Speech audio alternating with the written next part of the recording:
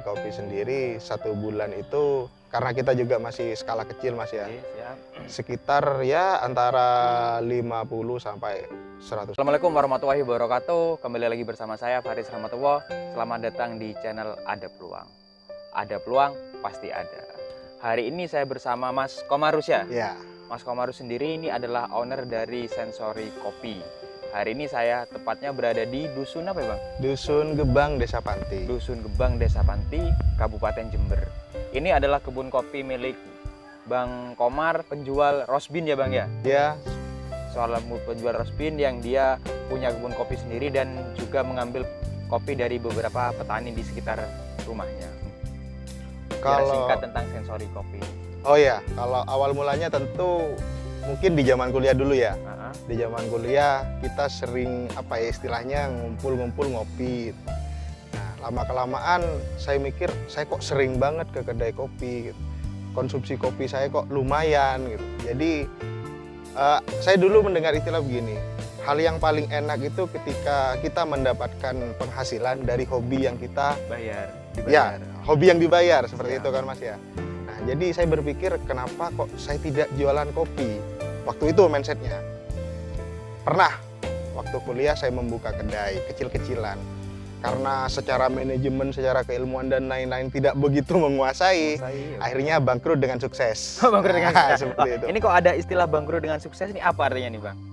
Karena bagi saya pengalaman itu kan ilmu yang paling berharga Mas. Oke. Nah, untuk mendapatkan pengalaman itu tidak jarang kita mengeluarkan uang yang bisa dikatakan lumayan. Cukup, Ya. lumayan besar hanya untuk sebuah pengalaman Iya, dan ilmu jadi ya. istilahnya kalau selama ini kan yang hanya dirayakan itu adalah keberhasilan. Jadi menurut saya karena kegagalan itu sebagai ilmu ya perlu juga kita rayakan. Dirayakan juga Ya, ya. sebenarnya itu hanya alibi saja sih Mas, untuk menutupi kesedihan. Untuk menutupi kesedihan. Iya. Oke. Nah, setelah itu saya lanjut lah ya Mas ya. Iya.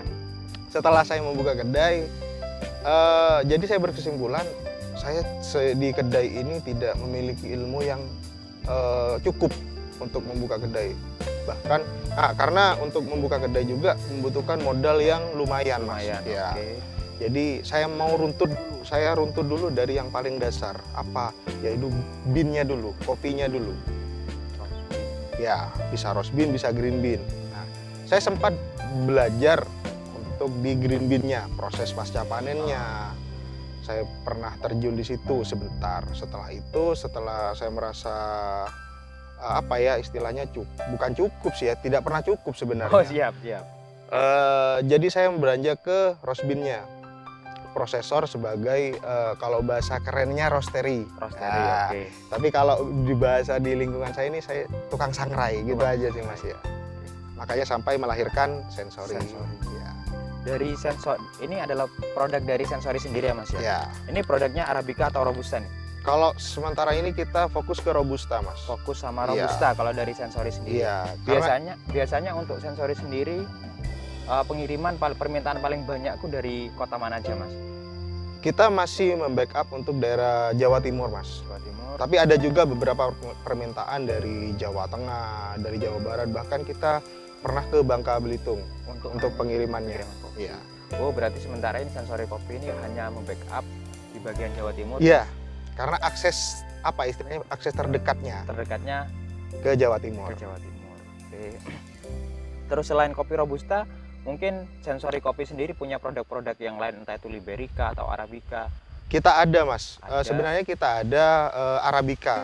Cuma karena kondisi Arabica saat ini terkait dengan kegagalan panen di Brazil, akhirnya Arabica ini tidak stabil bisa dibilang seperti itu. Ya. Iya. Kita juga ada produk kalau kita nganggapnya itu kopi musiman seperti Liberica. Liberica, oke. Karena Liberica itu stoknya sangat-sangat terbatas dan peminatnya cukup banyak. Jadi ketika kita menyediakan juga dalam kapasitas tidak terlalu banyak. Oh, berarti Sensory Kopi sendiri ini lebih fokus sama Robusta. Robusta. Cuman ada beberapa produk yaitu kopi Arabica dan Liberica hanya terbatas ya. Ya. Oke. Bang, ini kan ngomong-ngomong di kebun kopi. Ini kebun kopi milik sampean pribadi atau gimana atau memang punya petani? Kalau kebun ini milik saya sendiri. Oh, berarti ini mulai merawat dari kecil atau gimana? Ya, merawat dari kecil, Mas. Jadi secara perawatannya terkait pemupukan dan lain-lainnya kita upayakan dilakukan sendiri. Ya. Nah, ini kalau boleh tahu, ini pohon kopi jenis apa ini, Mas? Arabica atau Robusta ini? Kalau untuk sini kan kebetulan di sini daerah dataran rendah, Mas. Jadi yang produktif itu hanya Robusta. Kalau untuk Arabica kita belum. Kalau Arabica masih belum. Ya. Mungkin suatu saat sampai akan ke situ ya. Atau gimana? Ya, mungkin. Nah, kalau boleh tahu, Mas, untuk permintaan pasar dalam 1 bulan Sensory Kopi sendiri ini bisa sampai jual berapa kilo sih, Mas? Ya. 1 bulan. Sebenarnya kalau ya apalagi efek pandemi kemarin, Mas ya. Siap. Jadi ada semacam ketidakstabilan. Alhamdulillah kalau untuk Sensory Kopi sendiri 1 bulan itu karena kita juga masih skala kecil, Mas ya. Oke, siap.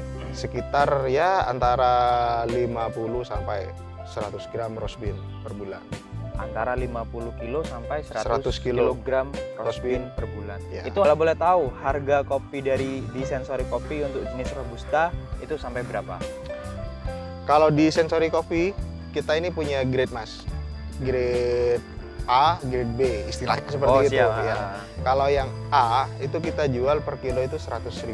100.000. Ya, Berarti per grade kilo. A itu harganya 100.000. Iya. Untuk yang grade B sendiri Kalau yang grade B itu 70, Mas. 70.000. Ya, 70.000. Wah, sekarang tinggal bayangkan pendapatan Mas Komar yang 1 bulan dia bisa menjual 50 kg sampai 100 kg roast bean dengan harga kisaran harga 50 sampai 100.000. Wah, kita hitung aja kalkulasinya berapa pendapatan Mas Komar sendiri ini ya, Pak. Padahal hanya Alhamdulillah. memanfaatkan pekarangan di belakang rumah yang Alhamdulillah. kurang terawat, cuma dikasih pohon kopi. Ya. Mungkin ada kata-kata buat pemirsa di rumah, Mas Komar, agar teman-teman semangat untuk melakukan wirausaha atau mencoba bisnis usaha roast bean sendiri. Oh ya. Jadi kalau ini berdasarkan pengalaman saya pribadi, untuk memulai usaha yang penting itu pertama niat. Niat, oke. Ketika ada niat, kita lihat sekitar kita apa yang bisa kita maksimalkan. Misalkan seperti saya hidup di gunung, di pedesaan yang terpencil. Nah, jadi saya melihat pekarangan saya apa yang bisa saya maksimalkan. Contoh di sini dulu ini semacam kebun yang tidak terawat, Mas. Yang hanya ada kayu-kayu yang mungkin tidak memiliki nilai yang tinggi. Makanya saya berinisiatif untuk diganti dengan pohon kopi. Ya. Oh, mungkin ketika ditarik kesimpulan untuk melakukan usaha, pertama harus niat ya, Mas Ya, ya. niat, jelas. Yang kedua harus kita melihat potensi apa yang ada di sekitar kita. Benar. Sama apa lagi? Udah itu aja. Kalau potensi niat, potensi konsisten dan harus pantang menyerah. Karena punya prinsip itu muncullah produk dari Ya. Sensory Kopi. Oke. Terima kasih Mas Komar telah memberikan waktunya kepada Sama-sama, Mas Waris. channel Ada Peluang. Sampai jumpa pada episode kami yang selanjutnya. Jangan lupa klik subscribe dan nyalakan lonceng notifikasinya. Akhir kata, wassalamualaikum warahmatullahi wabarakatuh.